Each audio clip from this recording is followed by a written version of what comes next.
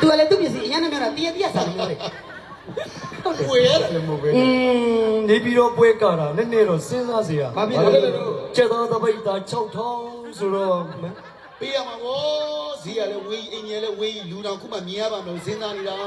လမ်းပေါ်မှာလဲလူမရှိဘူးဝေးကောင်ကြောင်းသမီးတော့မတွေ့ဘူးညီလေးဒီလောက်လူလာတောင်ကန်ကောင်းသူကတိန်နဲ့တိန်တော့ခေါ်တာမဟုတ်ဘူးဒါပေမဲ့ညီလေးပြောလိုက်ပါလားမဟုတ်ဘူးနေပြည်တော်ဈေးကသဘောကောင်းတယ်စာစုံနဲ့ဘယ်လိုမျိုးတော့နေပြည်တော်ဈေးစစ်တိုင်းပြီးအလေးမမှန်ွယ်သူကံ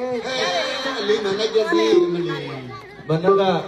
ကဇယုံလာဖို့တော့ဟိုဘက်လမ်းထိပ်မှာဇယုံမသိလို့လူတယောက်မေးဖို့ဆိုပြီးစောင့်တာမနက်9နာရီတည်းကကြောင်ရောက်တာဇယုံ4နာရီမှရောက်လာလူမတွေ့လို့မေးဖို့အောင်စပူရဲ့အောင်စပူရဲ့အသေးလေးမ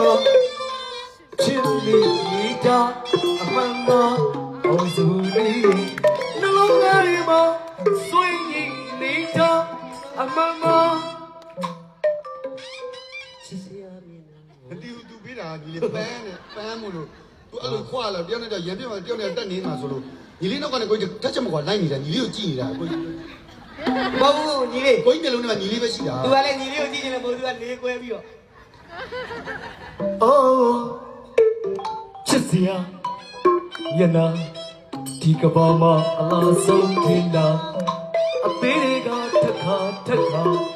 ရင်မချီတော့လုံးတူတွေးတာအစိုးတသက်တိုင်းမမုန်းတဲ့ချစ်မေအောင်စဘူဝါအစိုးတသက်တိုင်းမမုန်းတဲ့ချစ်မေအောင်စဘူဝါအမေကနော်ချွေးမလာလာမင်းကိုတိတ်ကိုချစ်မအရင်ကိုချစ်မ